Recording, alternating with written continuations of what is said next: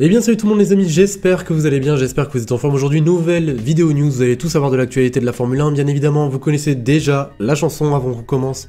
N'hésitez surtout pas à liker, à vous abonner si ce n'est pas déjà fait. Vraiment, je précise énormément sur l'abonnement, c'est très rare que je le fasse, mais bon, voilà, on va rentrer dans une période où il y a pas mal de choses qui vont s'accumuler sur cette chaîne YouTube. Donc abonnez-vous, je parle bien évidemment de F1 22 qui va sortir, les conseils, la carrière, et même les grands prix qui vont s'enchaîner. Donc ça va être juste un truc de dingue. En tout cas, je vous prends pas plus la tête et on est parti les amis pour la première news. Donc les amis, pour cette première news, on va parler de Valtteri Bottas. Alors Valtteri Bottas ne sera pas le seul pilote que je vais évoquer dans cette vidéo, je vais évoquer énormément de pilotes, mais notamment des écuries, dont Alpine et même Red Bull, mais vous allez voir ça un petit peu plus tard dans la vidéo. En tout cas, par rapport à Valtteri Bottas, tout se passe plutôt bien pour lui depuis ce début de saison, il s'est plutôt bien acclimaté à cette nouvelle écurie qui est Alfa Romeo, et c'est nul autre que son directeur, Fred Vasseur, qui a voulu parler de son pilote. Voilà, il est revenu notamment sur son passé avec Lewis Hamilton en tant que coéquipier et sur le présent. Alors je vais tout de suite vous citer ce qu'il a dit. Il a fait un travail parfait depuis le début de la saison. Il est toujours là dans l'ombre d'Hamilton et j'étais convaincu qu'il serait un gars très différent lorsqu'il deviendrait le leader. Je pense qu'il a pris cette bonne décision. Donc voilà les propos de Fred Vasseur concernant Valtteri Bottas. Pour Valtteri Bottas, tout se passe très bien chez Alfa Romeo. On va directement passer à un autre pilote et on va parler de Sergio Pérez, voilà, dans cette deuxième news. Alors Sergio Pérez qui est le tout juste vainqueur du Grand Prix de Monaco, voilà, le Mexicain qui a gagné pour la première fois de sa carrière un Grand Prix de Monaco. Eh bien Sergio Pérez a été officiellement prolongé chez Red Bull jusqu'en 2024. Donc voilà, pour les Pierre Gasly par exemple, pour d'autres pilotes filière Red Bull, du coup c'est mort. C'est bien Sergio Pérez qui a été prolongé. Il satisfait grandement, d'après ce qui est dit, les attentes de l'écurie autrichienne et du coup eh bien il a été prolongé. Moi personnellement, si je vous donne mon avis sur la question, je pense que c'est mérité. Après bien évidemment, dites-moi dans les commentaires ce que vous en pensez. On part maintenant et on retourne en France avec cette troisième news, notamment avec Alpine. Alors déjà, je vais un petit peu plus me tourner tout d'abord vers Fernando Alonso et ensuite on va aborder le problème d'Alpine en général. Vous êtes en train de vous demander quel est ce problème. Eh bien, c'est un problème de pilote. Voilà, ils ont deux pilotes dans les baquets et un troisième attend toujours son tour et pas des moindres puisque c'est le champion du monde de F2 en titre, Oscar Piastri.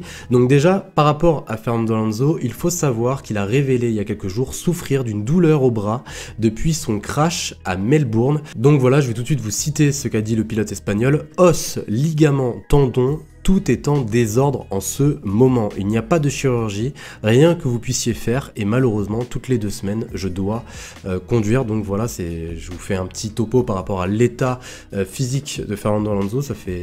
C'est quand même assez chiant, voilà, déjà que l'année dernière il avait connu pas mal de soucis, notamment au niveau de sa mâchoire, voilà, il avait fait une petite chute, enfin même une très grosse chute en vélo, il a dû se faire opérer, et du coup voilà, par rapport à la condition de Fernando Alonso, maintenant je vais revenir un petit peu plus sur Alpine en détail.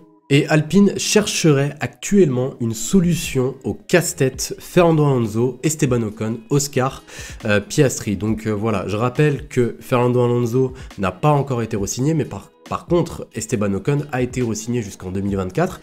Du coup, pour leur troisième pilote qui est Oscar Piastri, lui trouver un baquet en ce moment en Formule 1 reste extrêmement difficile. Surtout que même dans les autres écuries, généralement, la place pourrait être convoitée par d'autres pilotes, notamment Nick De Vries ou même, je sais pas moi, je vous cite par exemple un Théo Pourchaire. Voilà. Donc c'est très compliqué chez Alpine en ce moment. Je vais tout de suite vous citer ce qu'a dit Luca De Meo, le directeur général de Renault. Il a dit « Fernando est très important pour El Plan. Il a beaucoup d'expérience, quand il faut améliorer l'équipe, il est comme un parent. Fernando a joué la finale de la Champions League et l'a remportée.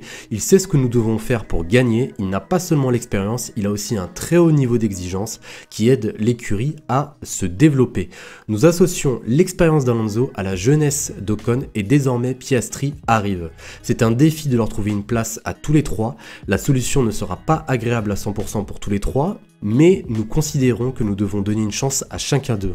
Nous devons protéger les 3 pilotes, notamment celui qui a la réputation d'être un super talent.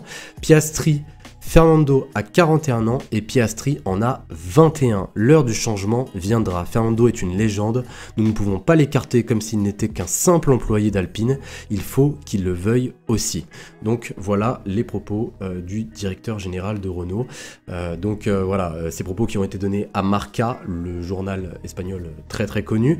Donc en gros, il nous dit que sans le départ de Fernando Alonso, eh bien, pour trouver une place ou du moins un baquet pour Oscar Piastri, ça risquerait d'être extrêmement difficile dans l'écurie française.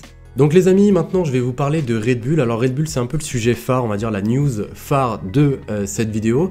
Généralement en ce moment je parle un petit peu plus de Mercedes et de Ferrari, vous m'en excuserez parce que voilà, Ferrari ils reviennent sur le devant de la scène. Mercedes on n'a pas forcément l'habitude de les voir dans cette place, ça fait genre pratiquement 5, 6, 7 ans, 8 ans qu'ils défoncent tout, donc c'est très rare. Mais il faut quand même qu'on parle de Red Bull parce que chez Red Bull c'est pas tout rose non plus, notamment en termes de pilote. Voilà, il y a un ancien pilote et surtout le père de Max Verstappen qui a voulu donner son avis sur la victoire de Sergio Pérez, et selon lui ce n'est pas normal que Red Bull n'ait pas avantagé Max Verstappen vu que c'est le leader du championnat. Pourquoi est-ce que j'ai absolument envie de parler de ce qui se passe chez Red Bull? C'est parce que je ne sais pas si vous vous souvenez, pour la plupart, enfin pour ceux qui ont regardé peut-être mon débrief du Grand Prix d'Espagne, j'avais dit que c'était pas forcément acceptable que Red Bull mette plus en valeur Max Verstappen que Sergio Pérez en Espagne. Voilà, dû au fait qu'on est rendu qu'aux 5 premières courses, enfin à ce moment-là on était qu'aux 5 premières courses, et Sergio Pérez n'avait pas forcément tout à perdre encore une fois. Donc voilà, aujourd'hui Sergio Pérez est 3e du championnat du monde, il faut quand même que je le rappelle, il est même pas à 10 unités de son coéquipier qui est premier, donc rien n'est joué et des questions sont en train de se poser chez Red Bull. On a posé la question à Christian Horner, est-ce qu'il y a une team Max Verstappen Racing ou une team Sergio Pérez Racing?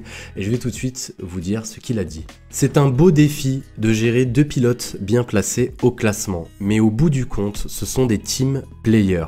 Ils font partie d'une écurie, ce n'est pas Sergio Pérez Racing, ce n'est pas Max Verstappen Racing, ils travaillent pour l'équipe, ils ont une responsabilité, ils pilotent une voiture qu'environ 800 employés ici ont conçue et produite pour eux, ils sont un maillon de la chaîne, un maillon très important, mais il est vital qu'ils aient conscience que l'ambition de l'équipe est plus grande que la leur. Donc voici les propos de Christian Horner. Christian Horner qui répondait en fait à la sortie de Jos ou Jos, je sais jamais comment le dire, Jos Verstappen, je m'excuse, hein, voilà si je le dis mal, Jos Verstappen, le père de Max Verstappen, qui avait lui-même dit Red Bull a obtenu un bon résultat mais en même temps a exercé peu d'influence pour aider Max à prendre la tête. Sa 3e place, il la doit à l'erreur de Ferrari lors du 2e arrêt de Charles Leclerc. Le leader du championnat, Max, n'a pas été aidé dans ce sens pour la stratégie choisie. Elle a tourné complètement à l'avantage de Checo. C'était décevant pour moi et j'aurais aimé que ce soit différent pour le leader du championnat. Pérez a gagné la course grâce à son arrêt au stand précoce. L'équipe peut peut-être expliquer cela comme un pari, mais ils avaient déjà vu avec Gasly par exemple que les intermédiaires étaient la meilleure option à ce moment-là. J'aurais aimé qu'ils choisissent Max, mais bien sûr je ne suis pas du tout objectif. Je pense que 10 points de Max ont été gâchés ici. Donc voici les propos du père de Max Verstappen. Est-ce que vous êtes d'accord? Est-ce que vous aurez préféré avantager Max Verstappen vu qu'il est leader officiel du championnat? Ou est-ce que vous êtes plus pour l'égalité des chances et permettre à Sergio Pérez de gagner cette course? En tout cas, moi, de mon point de vue à moi, je pars du principe que en qualification, Sergio Pérez était quand même devant Max Verstappen. Donc selon moi, tu dois quand même avantager le pilote qui est devant toi, enfin du moins devant son coéquipier sur la grille.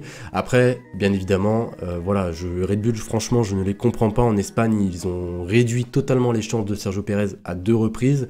Et là, ils le font gagner d'une manière très forte. Donc voilà. Vous me dites les amis ce que vous en pensez. Est-ce que vous pensez que Red Bull devrait plus avantager Max Verstappen ou Sergio Pérez, ou est-ce qu'il devrait avantager, du moins donner les mêmes chances à leurs deux pilotes? J'aimerais bien avoir vos avis sur la question. En tout cas les amis, voilà pour cette vidéo news, j'espère vraiment qu'elle vous aura plu. Si c'est le cas, n'hésitez surtout pas à laisser votre petit like, à vous abonner si ce n'est pas déjà fait. On se retrouve très bientôt les amis, prenez soin de vous, prenez soin de vos proches, et je vous dis à la prochaine. Salut tout le monde.